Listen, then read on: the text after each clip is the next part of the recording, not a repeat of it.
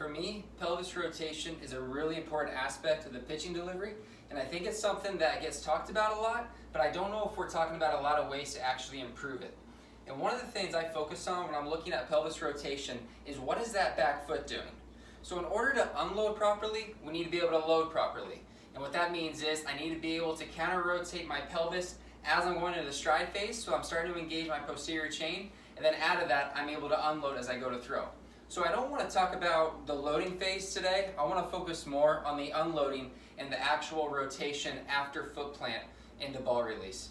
A common thing that you'll see some guys do that stop their pelvis rotation is before they start to release the ball, their back foot starts to become airborne. Now some guys still throw hard and they're able to do this. For me, in the way I teach, I try to focus on keeping that ground connection through ball release and actually being able to rotate the pelvis through release.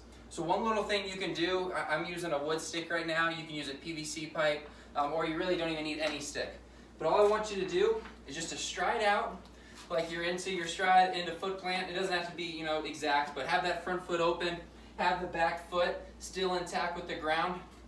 And all we're gonna do is come into this position with the arms crossed, shoulders closed, and we're just gonna practice rotating through release. So what you'll notice is my back foot is rotating to my pinky toe. So I'm not actually going like this.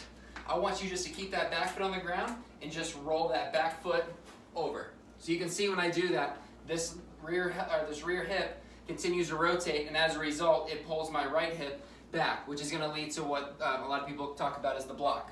So the block is going to be an important part of transferring energy up the chain. But if we're not having, proper pelvis rotation, it's going to be really hard to have a good, efficient block. So this is just one simple little thing you can do. You can do this, 10 to 15 times before you throw. You can do it after you throw, or you can just do it on an off day.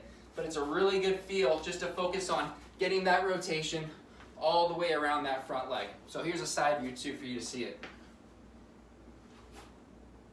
So it's really simple. Just roll that back foot, but make sure that the pelvis, or the rear hip rather, is continuing to rotate as I roll that back foot. If you guys have any questions, please let me know.